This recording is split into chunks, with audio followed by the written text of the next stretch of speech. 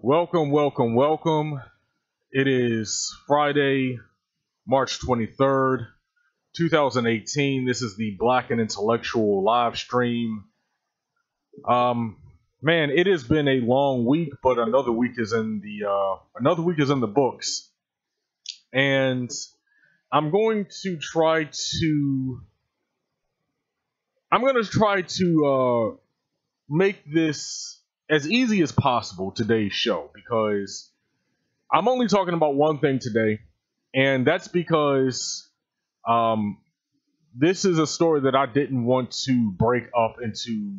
I didn't want to play down the story, you know what I'm saying? And I didn't want to play down how important this was and how important this is to the community.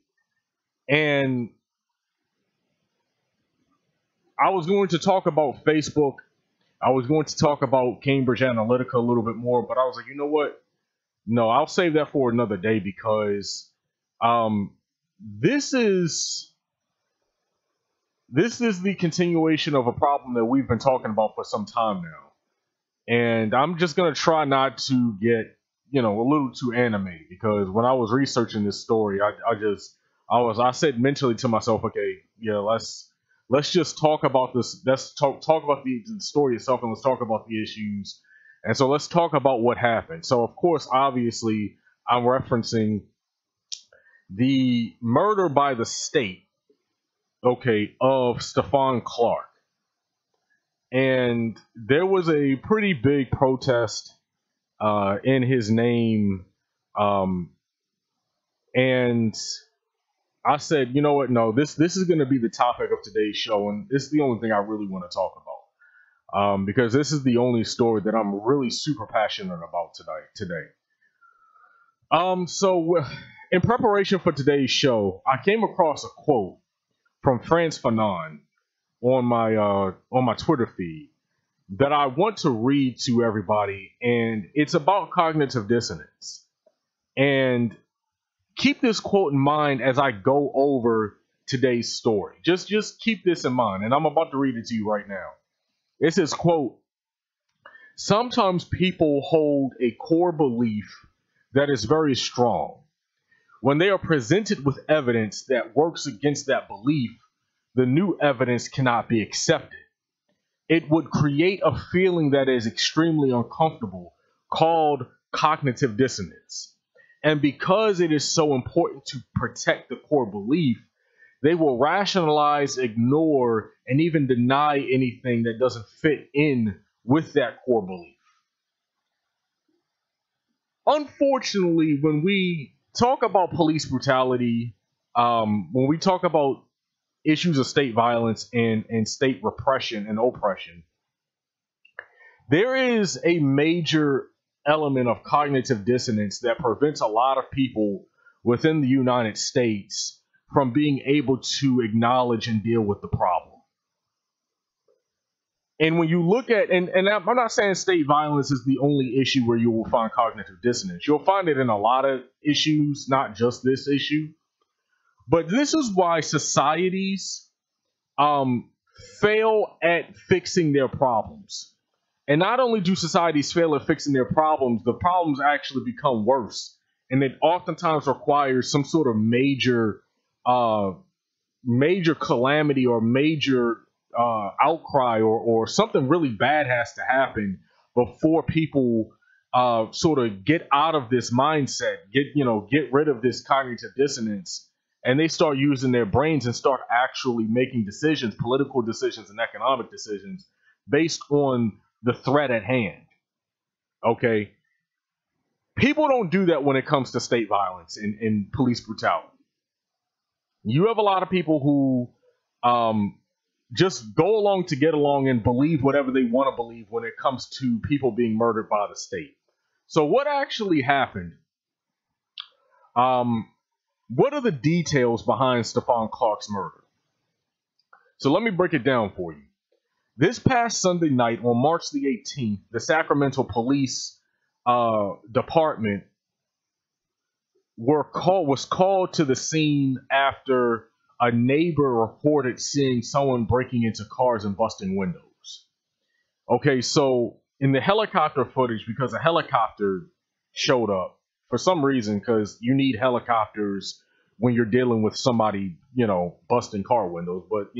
But actually in this case, the helicopter with the infrared was actually necessary in terms of actually seeing an aspect of this story that is actually very important. So in the helicopter footage, you can see Stephon Clark jumping over fences between backyards. He's heading to his grandparents' home, and you can see him looking into a car. Right now, for someone who doesn't know the details behind the story, and obviously, if you're the cops just looking at the situation, they made the completely erroneous assumption that, oh, he's preparing to break into a car. He's about to steal a car.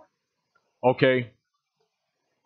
Well, it turns out that, like I said, that was his grandparents' home and that was their car. So as the helicopter is telling the police where he is, the police approach and Clark takes off running around the back of his grandparents' house. Okay. Which makes total sense, right?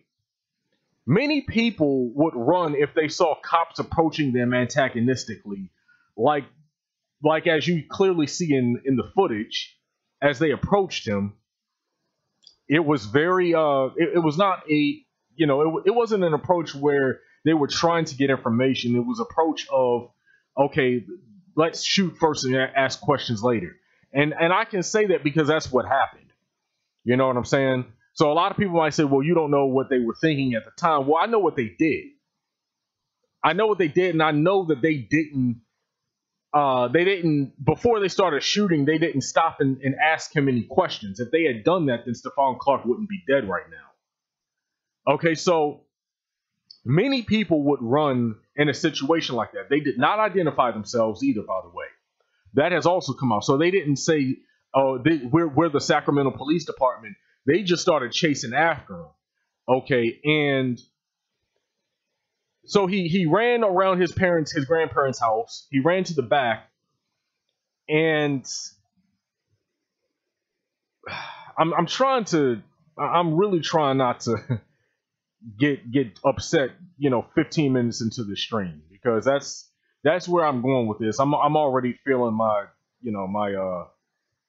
my anger rising just thinking about this, because I watched both the videos. I watched the body cam video and I watched the helicopter video. Okay, and it's hard watching these videos. Okay, it's so hard watching these videos, knowing exactly what's gonna happen. Okay, but I'm just gonna continue relaying what actually happened in the videos themselves. So he ran because he feared for his life, Stephon Clark. He ran because he feared they might kill him, which is exactly what happened. That's exactly what they did. So Stephon Clark was not in the wrong for running. He saw people approaching him, likely saw people approaching him with guns, and he took off, and he wasn't running, to somewhere to someone else's property. He was running, probably trying to get into his grandparents' house. Okay, because everybody knows how police are when it comes to black men in this country. So there was no attempt to approach him and figure out if he was the person behind the busting of the windows, which is what the 911 call was about. The 911 caller said, hey, there's somebody breaking windows. There's somebody trying to get into people's cars. There was no attempt to figure out if Stephon Clark was that person. None. Okay, there was an assumption that was made, an assumption of guilt. They saw a black man, assumed he was guilty, and killed him. They didn't even. This was an execution. Like, there was no police work involved in this at all. There was no police work done. Okay, so let's get that established first and foremost. Okay, where is the police investigative work in that? You might as well get a criminal out of prison and give them a badge and put them on the street, because cold-blooded murderers can do this job. I mean, if we're just approaching people assuming guilt and killing them on sight without any discussion whatsoever, then why don't we just get actual killers in prison to do this job as police officers? What's the difference? Well, there is a difference, but I'm saying this to prove a point, because you would assume that because these people are being, quote, trained, quote unquote, and because they're supposed to have some sort of skill as police officers of being able to discern between someone who's a threat and someone who's not a threat before they actually start killing people and shooting people. If that's not going on, then why don't we just get actual killers to do this job? I mean, at worst, maybe the body count goes up. So this.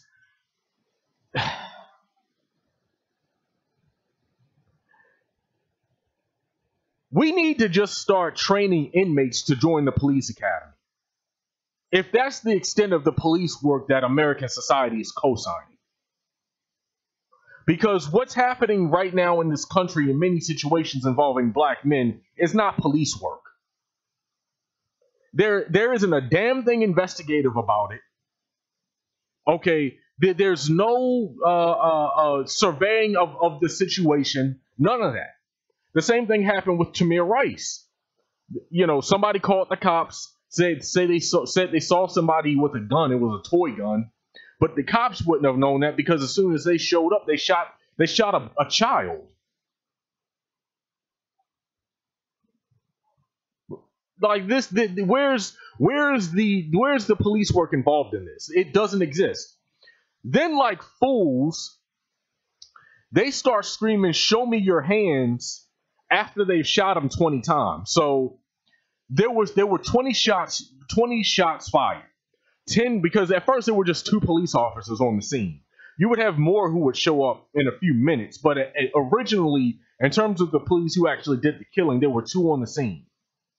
Okay, so they shot 10 bullets apiece. So then, like I said, like fools, they have the nerve to say some "show me your hands" when he's clearly dead on the ground. Something else. Even though the body cam footage is dark and the body cam footage is not clear, okay, if you watch the helicopter footage, which is why I said this at the beginning of the stream about the helicopter footage actually being useful. I mean, you would wonder, like, why the hell do they need an infrared camera about somebody calling the police about people breaking car windows? Doesn't that seem like overkill? But in this situation, the helicopter was actually necessary, because the helicopter gives you a bird's eye view of sort of the layout of the environment, right? So even though the body cam footage is not very clear, the helicopter footage is actually very clear. Being infrared and being sort of hovering over the homes. So if you watch the helicopter footage, you can see that the cops are not that far away from where Stephon Clark's body is. Like, they're literally looking around the corner of the house, and you can see Clark's body clear as day, laying on the ground underneath the backyard light. So you know how a lot of houses have, most houses, I would even say, have doors where you can get in, around the back, and you'll have like this little brick walkway around the back of the house. And a lot of times in a lot of houses, you'll have a light by the back door. So you can clearly see from the infrared video from the helicopter that this backyard light was on, and Stephon Clark's body was laying under this light. So even though it's nighttime and you can't see much on the body cam footage, his body's literally laying under this light. Like, so, and they weren't like the two cops were around the corner of the house. And this isn't a big house. This isn't a mansion. So they're maybe at most 10 feet away from the body, which, like I said, is under a light. Okay, so they're screaming, "Show me your hands."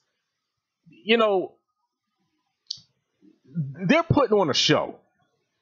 And I have my notes here. I was about to say that later on in my notes, but this was a show that they put on. They knew Stephon Clark was dead. They either knew he was dead already or that he was about to die. Okay? So I'm of the opinion, personally, that they already knew he was dead. That's my opinion. Okay, so all of that "show me your hands" crap is them putting on a show for the body cams, pretending that they didn't just execute somebody in cold blood. Okay? They weren't trying to go over there and help him.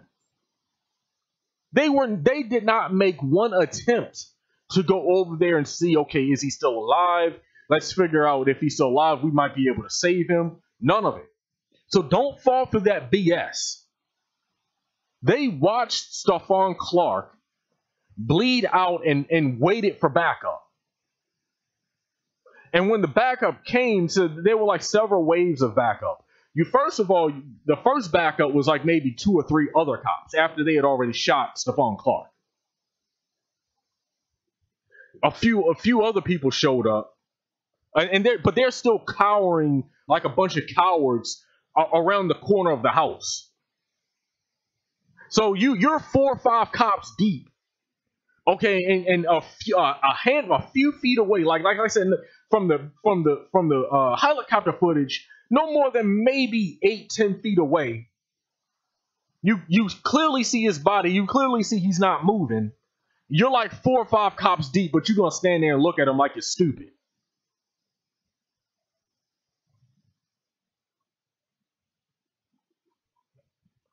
This was a cold-blooded execution. There's no other way to look at this. This was unnecessary murder. This was willful murder. They chose to shoot and kill Stephon Clark. And they stood by and watched him die if he wasn't dead already after they put 20 bullets into him. Then they had the nerve, after enough backup came, enough to their liking, then they had the nerve to go over to his body and handcuff him. After he was dead, after he's clearly dead, which is dehumanizing and completely unnecessary. But he's a black male, so let's just handcuff him even when he's dead, because in their minds, he's guilty even in the afterlife. That's their warped logic. There's no... See, here I go. I was about to go on a profanity-laced tirade. There's no reason why you need to handcuff a dead body. That is an act of dehumanization. There's no other way to understand that. What do you need to? The man is not moving. You've killed him. He's not moving. Why do you need to handcuff him? when it comes to black people, and I said this in a previous video, the video I made about black identity extremists last year, when that whole BIE myth came out or was leaked to the public, supposedly leaked to the public. I said that there's no excuse. How did I word it? There's no excuse that any black person can use to not be shot, to not deserve death. Basically, that was like the gist of what I said. To them, to a lot of the state violence apologists, okay, a lot of the police state apologists, okay, all executions of black people are justified to them. Okay, there's nothing to them that black people can do or say that's not deserving of death. Like, so a lot of people would say, well, if you're not guilty, why do you run? Look at his body. That's why he ran. He didn't want that to happen to him. Somebody running is not a legal or justified reason to kill somebody, especially if you don't even know if that's the person behind it. And even let's just go so far as to say, let's say it was Stephon Clark who was doing that. We don't know that because that hasn't been proven. Okay, but let's say it was. That still doesn't justify the reaction. It still doesn't justify the reaction. And as I was going to say a second ago, look at the reaction to how they react when you actually have known murderers, known mass murderers. Look at the Parkland shooter. They didn't put 20 bullets into him. He went on a killing spree. Look at Dylan Roof. If you go back and you look at the dash cam video of when Dylan Roof was arrested, okay, they just walked up nonchalantly to Dylan Roof's car. You know, they didn't riddle the car with 20 bullets. And then we all know that they got him fast food afterwards. So miss me with the whole I feared for my life BS. I don't buy that. And at this point, people who are still buying that BS, you're being a little willfully ignorant. Because it's clear that this is not about fear. This is not about them fearing their lives. This is about them laying a justified foundation for murdering black people. All right, so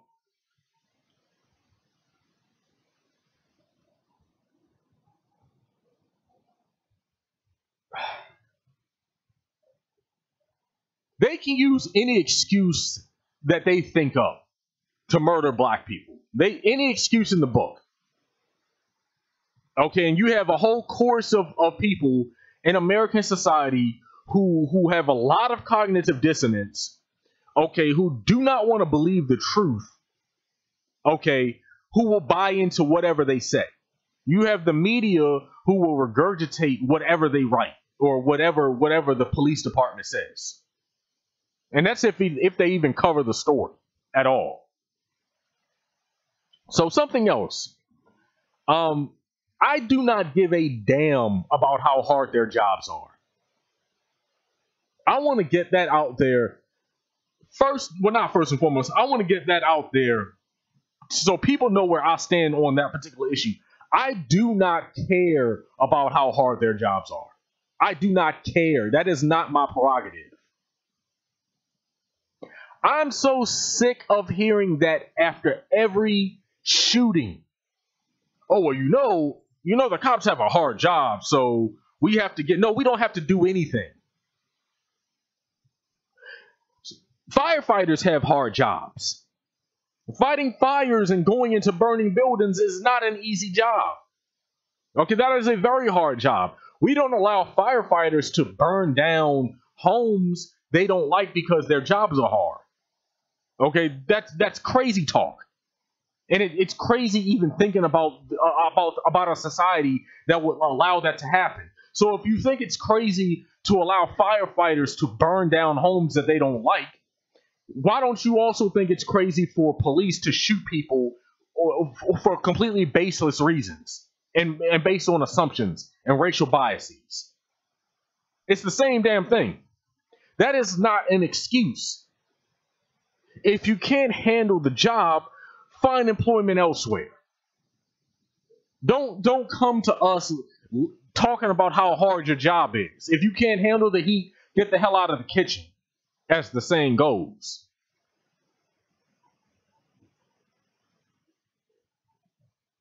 Give me 1 second.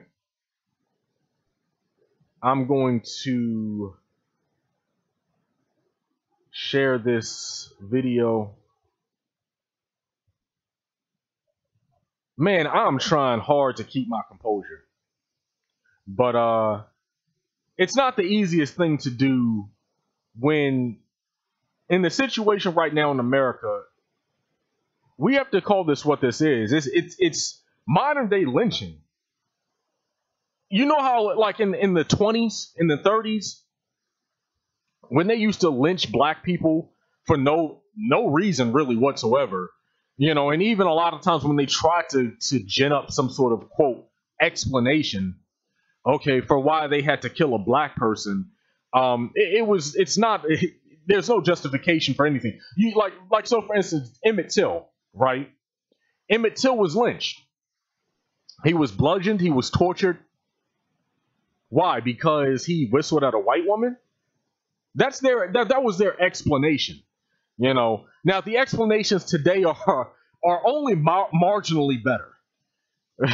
the explanations today are only marginally better than whistling at a white woman. It's nowadays, I fear for my life. What does that mean? So, like, you don't fear for your life when it comes to domestic terrorists like Dylan Roof and this Austin bomber, because they only shot the Austin bomber like once. They shot him, but they only shot him because he blew himself up like a coward. If he hadn't have done that, then theoretically the Austin bomber would have been detained. We don't know that because it didn't happen, because, like I said, he blew himself up. But based on past cases, based on past instances, one can only make that assumption. So you're not afraid of domestic terrorists, but you're afraid of unarmed black people. And we're supposed to believe that.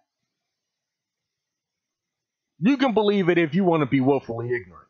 I don't believe that. I believe that's just an excuse. This is why Colin Kaepernick took a knee. All right? What the NFL completely stood against, what NFL owners conspired against, with the influence of the U.S. military. By the way, it's come out. This didn't really get a whole, and I know this is slightly off topic, but I want to just mention this really quick because I haven't really seen it mentioned anywhere else. The Baltimore Ravens were actually probably about to sign Colin Kaepernick at one point in time. Okay, I think the Ravens were given it serious thought about signing him. Okay, and Baltimore is my hometown. I would have loved it if they had done that. The Ravens had done that. But apparently, and this was according to a report that I read, apparently they were asking some military personnel, somebody in the military, about whether or not they should do that. Why they're asking the damn military about a business decision that has nothing to do with the military, that has nothing to do, the military on paper doesn't have anything to do with the NFL, completely separate entities. But we know that there's a lot of paid patriotism and forced patriotism in the NFL. So we already know that there's some level of collusion between the NFL and between the military. Okay, and we just know that based on what we see on NFL games all the time. They come out with the big giant flags that cover the entire field. Okay, and they fly over, especially during the Super Bowl. They have the daggone fighter jets fly over the stadium and all this extra stuff. So apparently they asked someone in the U.S. military about whether or not they should sign Colin Kaepernick. And basically reading between the lines, the military official said no. and all of a sudden Colin Kaepernick doesn't get signed. So the military is the reason why Colin Kaepernick isn't in the NFL right now. Okay, it's not just the low-key passive-aggressive racism of NFL owners. Yeah, yes, that definitely plays a part, but there's something deeper going on here that's keeping Colin Kaepernick out of the NFL. Okay, so this is why he took a knee. So let me just continue.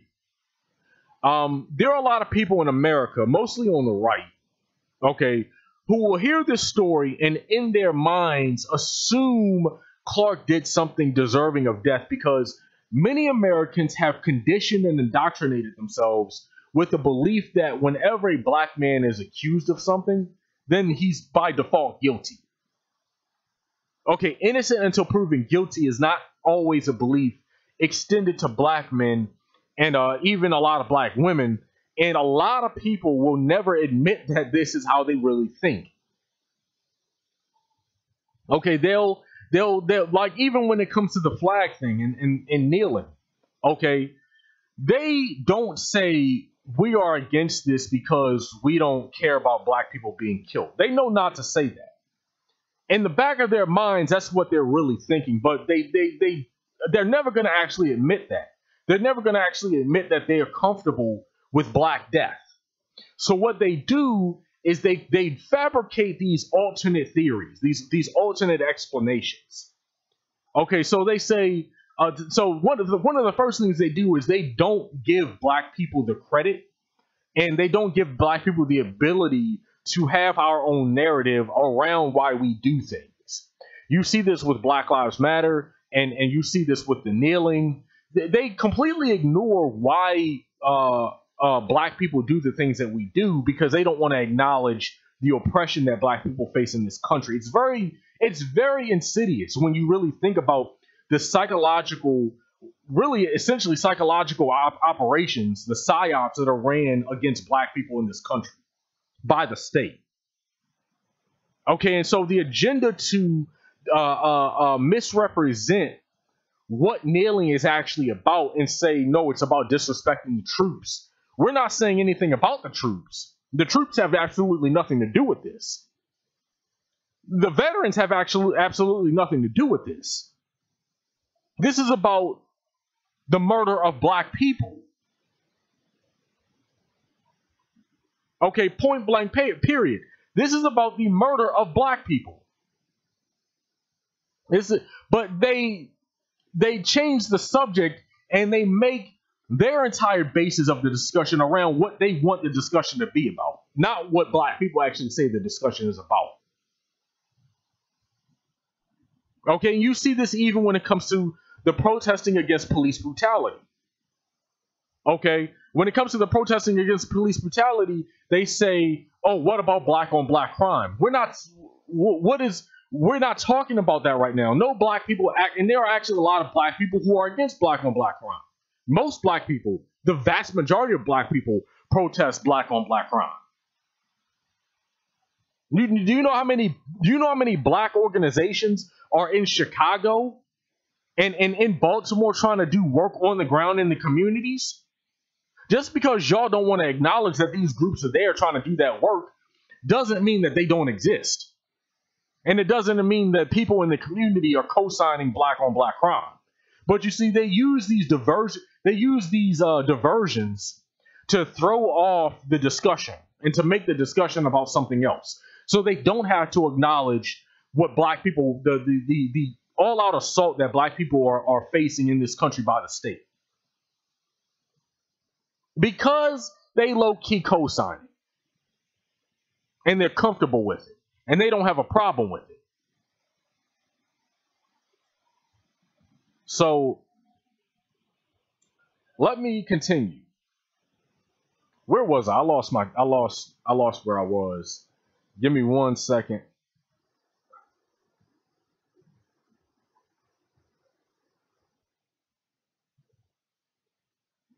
Okay, so I was saying a second ago that innocent until proven guilty is not a belief that's extended to black men and black women. Okay. And I said that's because a lot of people, a lot of people don't want you to know what they really think about these issues. They don't really want you to know that they're comfortable with black people being shot and murdered in the streets. Why is this? First of all, yes, it's racist.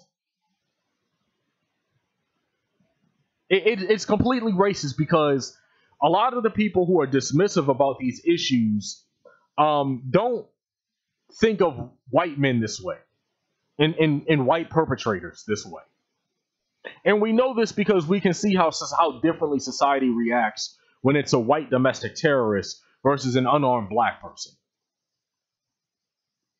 So we know that a lot of the difference of opinions on this issue, a lot of the cognitive dissonance on this issue is racialized.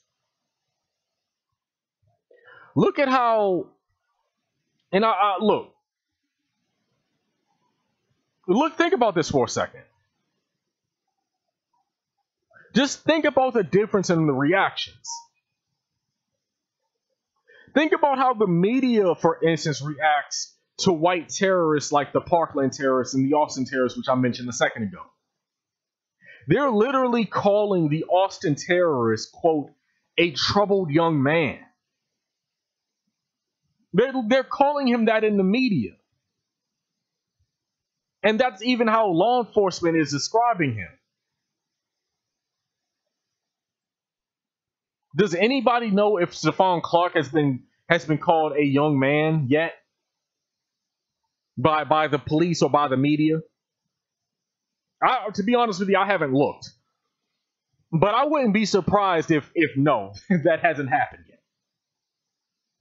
So you see the humanization of domestic terrorists. You see the humanization of right-wing extremists. And you see the dehumanization of unarmed black people. Like I said a second ago, or at the beginning of the stream, after they saw that he was dead and they finally walked up to his body after they made no attempt to save him, assuming he was still alive after they shot him. We don't know because they didn't go up to his body. They handcuffed him. They completely dehumanized him.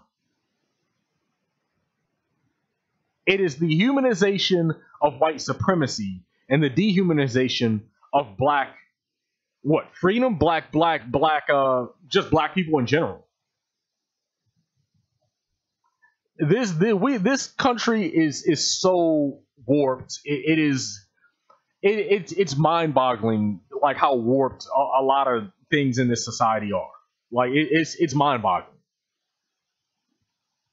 And as much as we can say, this happens a lot, we're used to this. I don't get used to seeing people shot and killed on camera. That's not something that I've become desensitized to. And honestly, I don't think anybody should begin to feel like seeing black people murdered on camera is somehow, it's just another day in America. Yeah, people shouldn't have that reaction. People should get upset about stuff like this. Because that's the only way that we are going to do things differently in the future. When we actually start to say, this happens all the time, this is normal. When you start to think like that, that means that you're less likely to act on it. Because you're allowing yourself to be normalized by the process of murder. Okay, and people shouldn't allow that to happen. Look, last year American police killed 1,100 people, 1,200 people. I don't have the stats right in front of me. Okay, that's way too many people. Like, you only have Brazil, a handful of countries around the world that are worse than the United States in terms of state murder.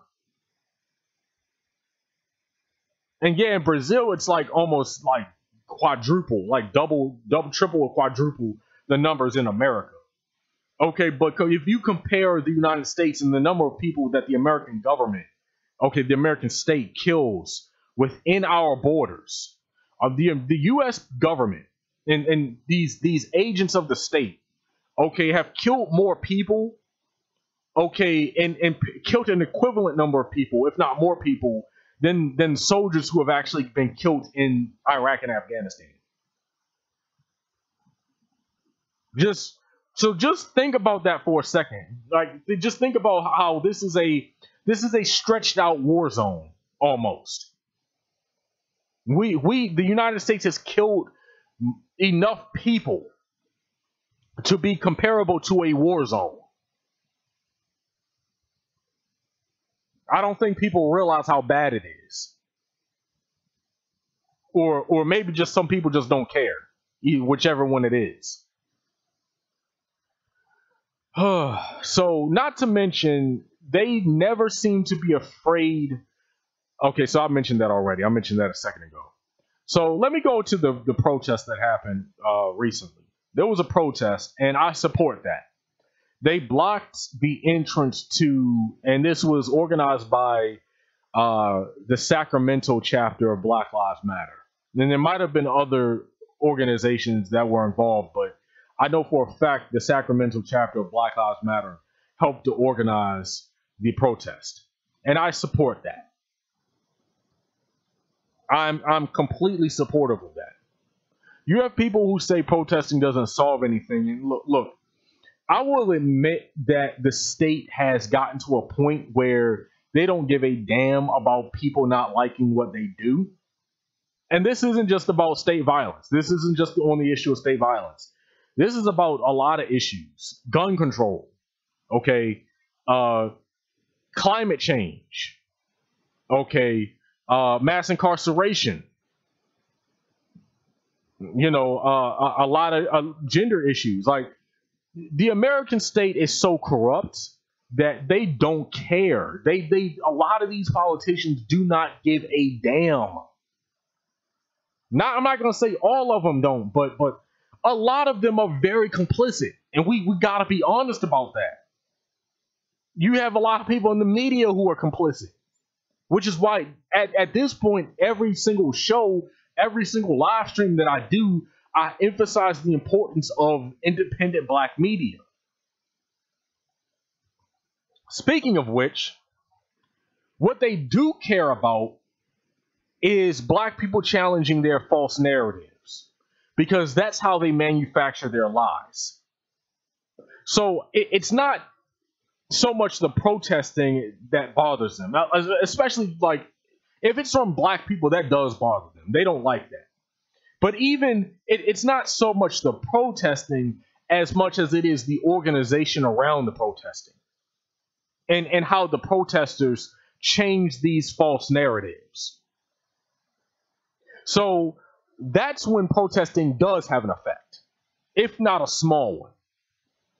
Okay, so yes, this isn't the 1960s anymore. One of the reasons why the civil rights movement was so effective is because they were able to force the media to show things on television that people had never seen before.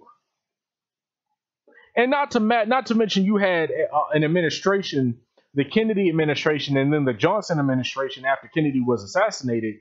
You had administrations at the time who were willing to do something about what people were protesting about. Okay, the American state has gotten to a point where they don't care about what people think, and they don't care about the protesting.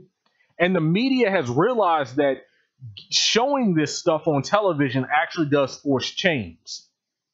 So the media deliberately blacklists a lot of these stories. And that's on purpose. Going back to what I was saying about independent black media, that's yet another major reason why that's needed. So while protesting is hit or miss, the community in that area needed to respond to this murder, because sitting at home isn't a solution either. Okay, sitting at home, not doing anything when people are gunned down in cold blood, that's not a solution either. Some people just want to be safe, and look, I get that. Some people want to be safe and don't want to get their hands dirty, and look, I get that. Like, because being safe when it comes to the militaristic police state is not a bad position. Like, that's not a bad thing to do. because we are talking about people who will murder you, will turn you into political prisoners, will trump up charges against you, will monitor you, and will do all this stuff against you to try to suppress what you're doing. And a lot of people just don't want to deal with that. And so I get that reaction. Okay, but don't attack the people who take the road less traveled and less safe, because they're honestly some of the strongest people in our community. Okay, I've said this before in previous videos. Protesting in today's America is only safe when you're not protesting white supremacy in America's military police state. When you are protesting the police state and when you are protesting white supremacy, that is very dangerous. There is nothing safe about that. And so we shouldn't be attacking the people and the groups of people who are putting their necks out there, who actually are out there in the streets. Okay, people have these disinformation being launched against them. People have psyops being launched against them. People are having their computers hacked. People are having their phones monitored. People are being geolocated. Like there's all kinds of stuff that are being done to suppress people who are actually out here putting in work. Okay, we saw what happened in Charlottesville when people were protesting against white supremacy. You had the cops in Charlottesville sitting around watching people getting bludgeoned and watching people getting shot at and watching people getting beat up by the white supremacists, and the cops are just sitting there holding their hands, letting it happen.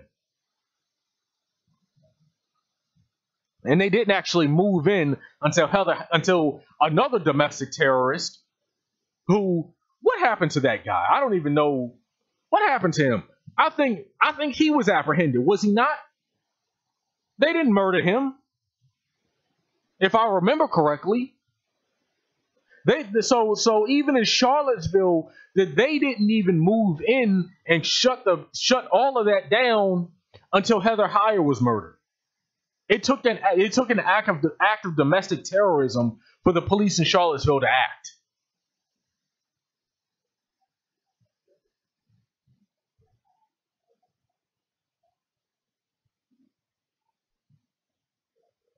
Sometimes you need to get into the face of your oppressors. Sometimes you need to be disruptive. And protesting is a form of disruption.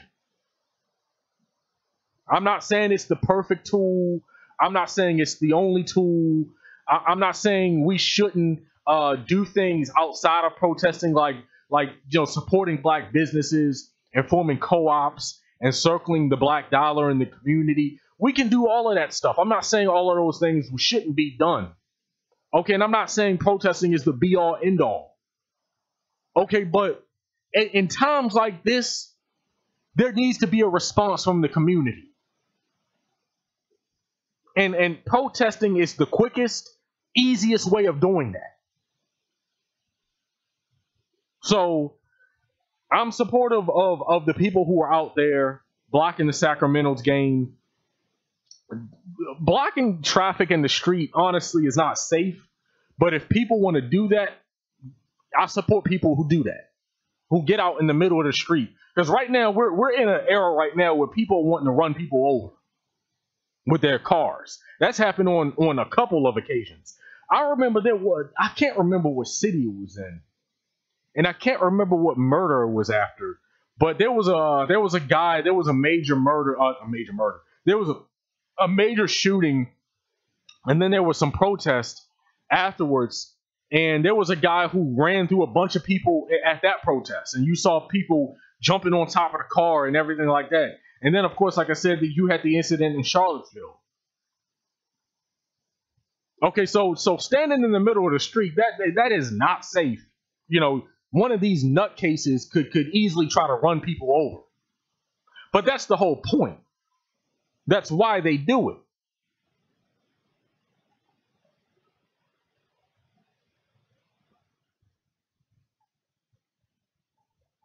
Oh man, this is I really, I really feel for the family. Um, I really feel for this family, and really any family that has to go through this. So you see some of the pictures that I pulled off of Twitter. You see some of the pictures on the live stream of Stephon Clark. This brother had a family. You know, I'm not sure if the woman was his girlfriend or his wife, but he had a significant other. He had children, and now the cycle of death in the black community continues, because now you're going to have some more black children growing up without a father. So the murder of people by the state, it has reverberations, because you're not just killing somebody who didn't need to be killed, killing an innocent person. You're not just doing that. That's one problem in and of itself. But then you're creating another problem, because now you have a family that's distressed. Now you have a family that needs to pay for potentially needs to pay for lawyers. Needs to pay for a funeral. You have kids that need to be raised now, and there's one less parent to do the raising. So you're putting more pressure on the girlfriend or the wife in the scenario. She's now, a lot of pressure is now on her to raise these children by herself, because you just killed their father.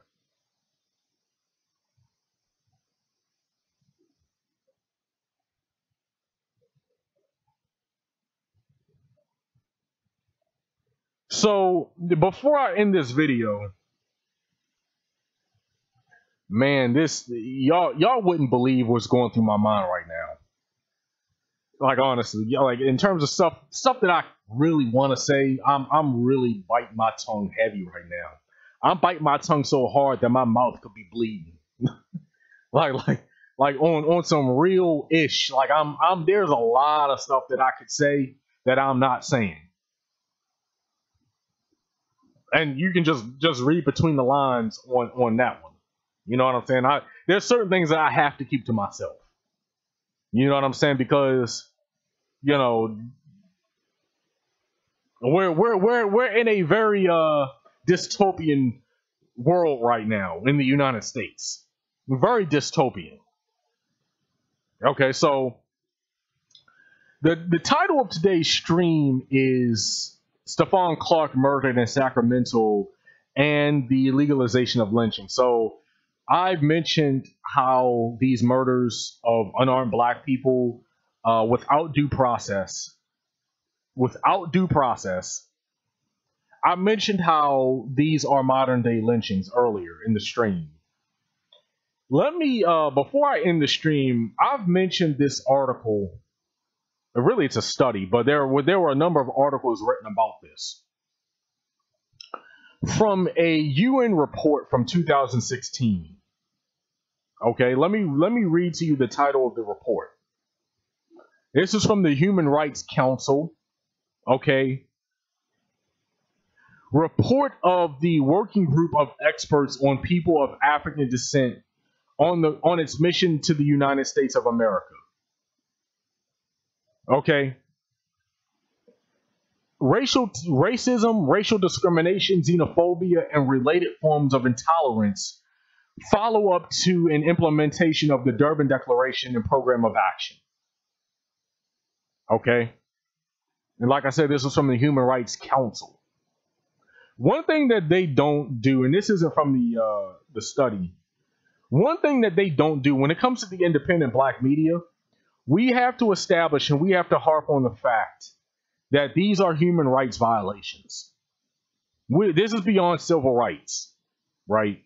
These are human rights violations. They never frame it that way. Okay, because that adds a level of scrutiny that a lot of politicians don't want to deal with. And even a lot of people who talk about these issues don't want to deal with. So let me read to you a couple paragraphs from this. It's a 22-page report, so I'm not going to read the whole thing, obviously. But let me read this. This is from bullet point number 7. Okay, it says, despite these legal and constitutional developments, the prevalence of, quote, Jim Crow laws, end quote, laws at the state and local levels that enforce racial segregation and persecution, primarily in the southern states, perpetuated political disenfranchisement, social and economic exploitation, violence, and the overall subjugation of people of African descent until the 1960s. Lynching was a form of racial terrorism. And that's not me saying that. That is the United Nations Human Rights Council saying that. Lynching was a form of racial terrorism that has contributed to a legacy of racial inequality that the United States must address. Thousands of people of African descent were killed in violent public acts of racial control and domination, and the perpetrators were never held accountable.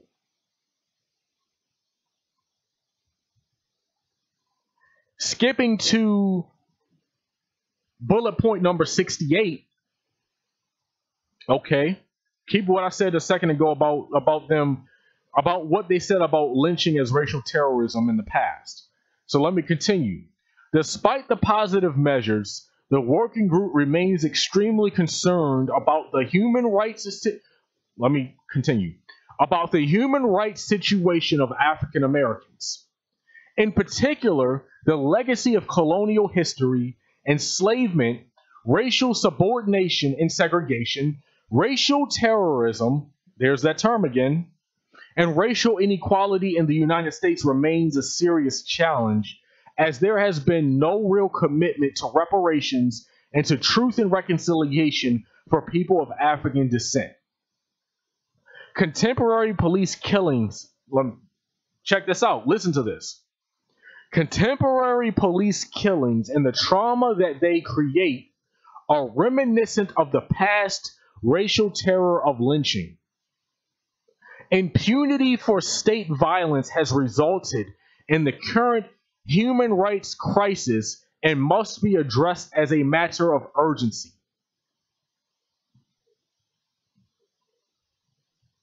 If we, and this is, and that's end quote, so I'm not reading anything else from the study. I've mentioned that study various times in the past in previous videos. Okay, if we don't take this issue seriously, and if we don't really properly understand what is going on in this country to black people, then not only will the problem continue, but the problem isn't even going to be properly addressed.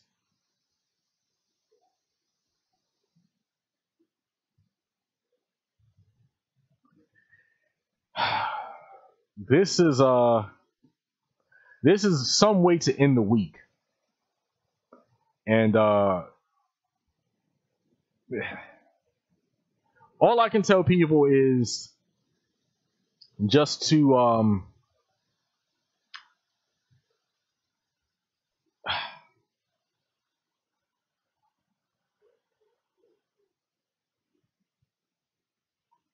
just don't take anything for granted. Take nothing for granted. Because this can happen, quite frankly, to any of us. Yes, I understand that white people, in terms of sheer numbers, they get killed more than black people. And that's just based on the number of people who they admit to kill. That's another issue. Like, part of me thinks that some of these numbers, in terms of the number of black people they kill and the number of white people they kill, some part of me wonders if some of these numbers are even accurate. Okay, because we don't even know something that's not being reported, right? But even though we know, technically speaking, the raw numbers of white people are higher, it's way disproportionate in terms of black people. Way more black people are being killed versus white people in terms of proportions of our community. Okay, because you have to look at the fact that white people are the overwhelming majority of people in the country. So their numbers being higher has to be viewed in terms of their population. So it is black. The murder of black people by the state is worse in the black community than in other communities. because our population, because we are 13% of the population. And I don't even know how true that is. Like, it might be higher than that, but in terms of the official numbers, 13%. So these deaths are felt much worse in our community, and that's not including mass incarceration either. Okay, this damage is much worse in the black community than it has ever been and ever will be in the white community. So just pray for the family, and I know there's a GoFundMe. As long as that GoFundMe is verified as being from the family, and as long as you verify that any type of GoFundMe is going to the family, yeah, definitely give what you can, okay? Because if the white supremacists, if they can give money to cops who kill people, okay, I heard before I went live, I heard Ray Tensing, the killer cop who murdered Sam DuBose, who was wearing a Confederate shirt underneath his uniform.